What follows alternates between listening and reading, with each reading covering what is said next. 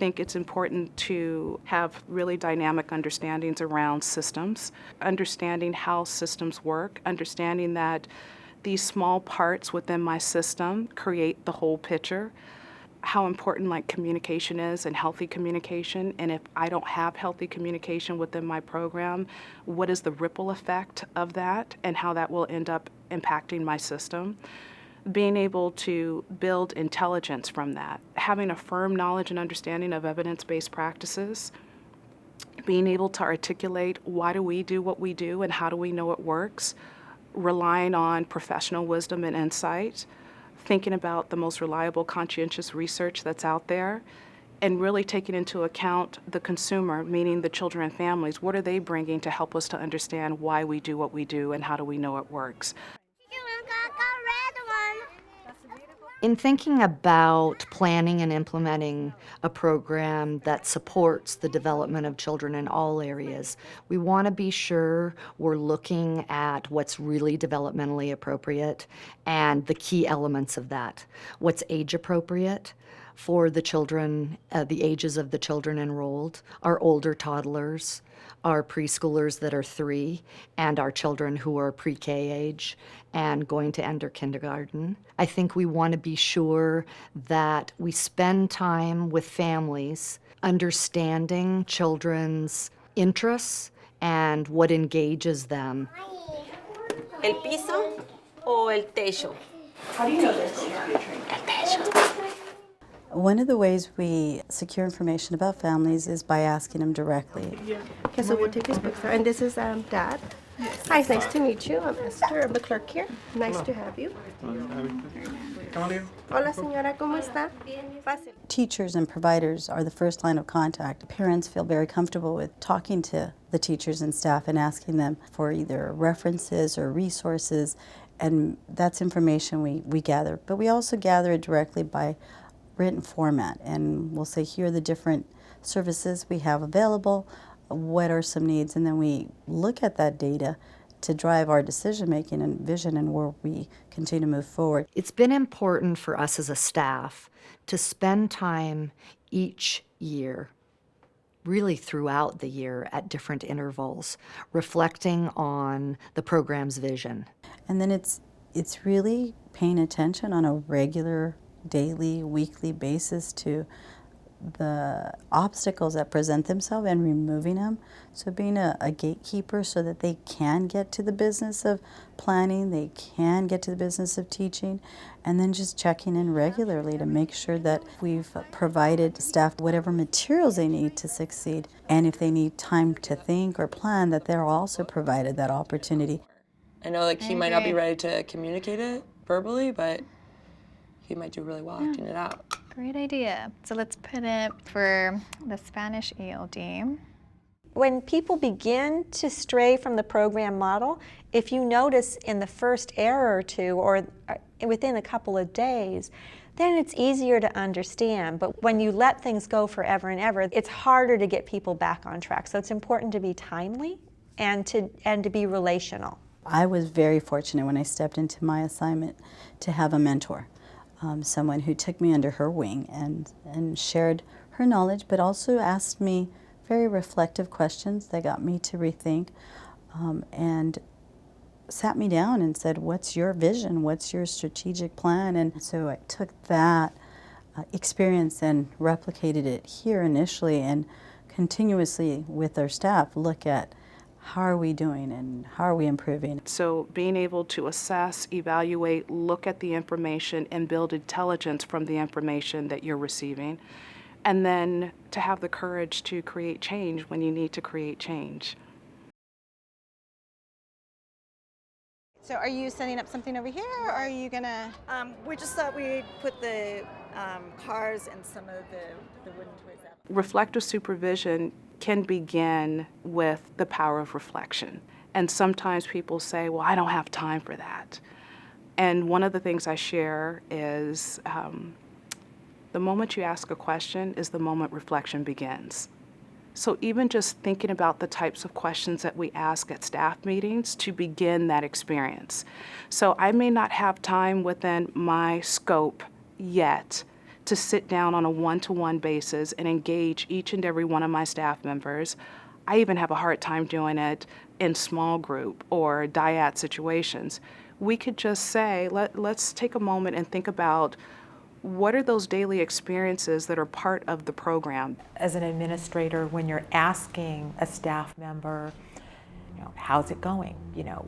What things are working well for you with young children, and what are some areas that you would like to learn more about or do better at and be better at, so that when they're asking for that information to come from the teacher, it's just going to the teacher's level. She's articulating it. It's her interest in learning more about sciences with young children. And so, asking her to be concrete, some specifics, having a conversation around that, and then action steps. What is the next step for learning for you? How can I support you? What information or training, or can I partner you up with another teacher who's strong in this area? And I also think administrators point out the strength of individual teachers, also important. Although you see some areas need to improve, but you still focus on the strength of individual teachers. Another piece of the reflective process is, very often I see this a lot in beginning students, they focus on what they need to know or what they don't do well, and we have to remind them that part of the reflection is also, what are you doing well? And get them to really think about that. How do you do that? Why did you do it that way? And get them to maybe then be able to discuss that or share with others. When I evaluate the assistants, I ask them each year to set a goal for themselves. And I'm looking at that goal of, how can I support that staff member in being able to achieve their goal? And I try to incorporate that in professional development as well. We also have agencies that we work with that staff are informed about their professional development that is outside of their work hours, and they're encouraged to attend those. So we're looking at where staff members are, supporting them, highlighting their strengths, and then helping them with some of their areas that they feel they need to work on. And that's how we support each other. So an example that I give is thinking about, do you have consistent opportunities to engage with your staff?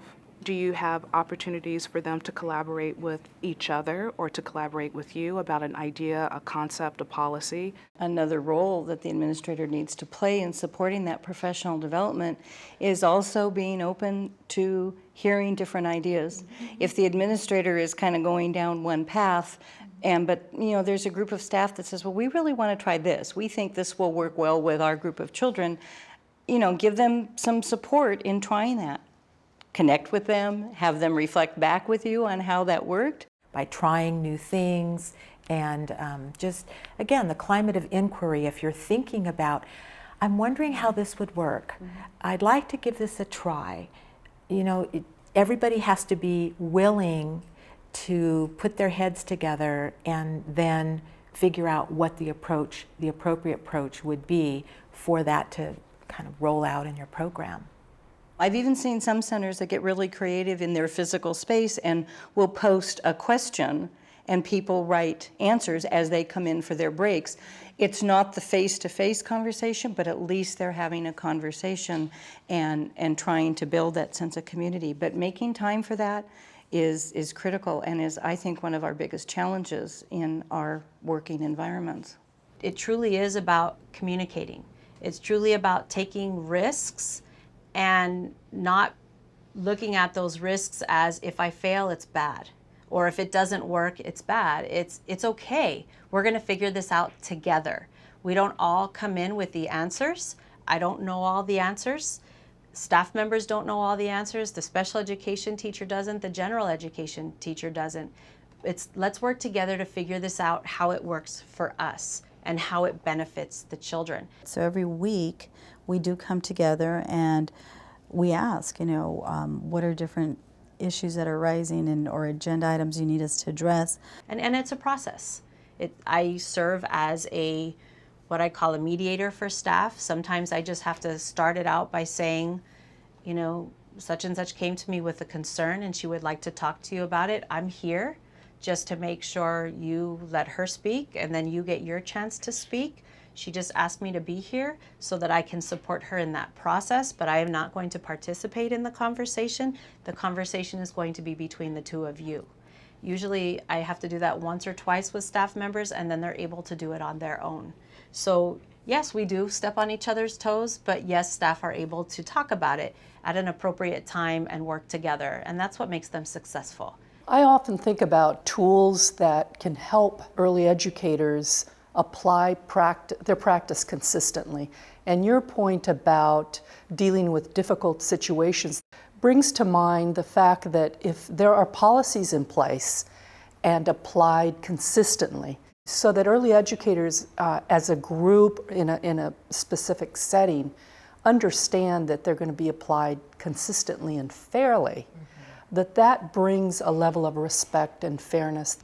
It took communication. It took a little bit of practice and trial and error. How do we do this? What are our groups going to look like? When are we going to collaborate to talk about what we're providing the children so that we all know how to meet all the needs of the staff members, which is where the team meetings come in, and being able to provide opportunity for staff to meet, because that time is valuable and they do need to meet to be able to discuss how to meet children's needs so that they're successful and so that the children are successful. So it's collaboration, communication, trust, respect.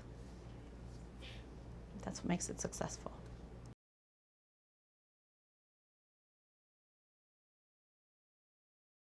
Over the course of the year, we look at every aspect of our program, both in terms of administration and supervision and human resource development. We look in terms of finance, curriculum, social services, parent involvement, disability. We look at everything and see how they are connected. Where do we need to put our resources and where do we need to put our time?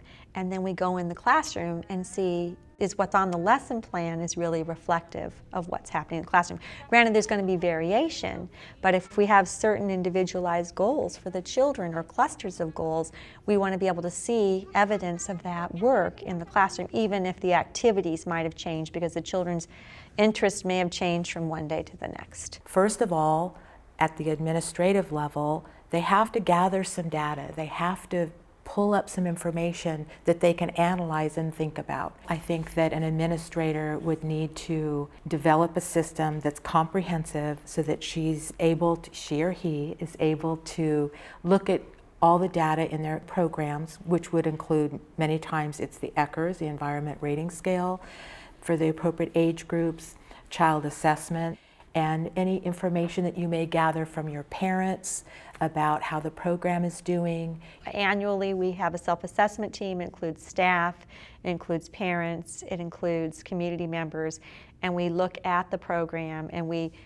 share and collaborate, and we look at, when we analyze the data, then we have a large meeting where the community stakeholders and the families come together with staff and look at the data.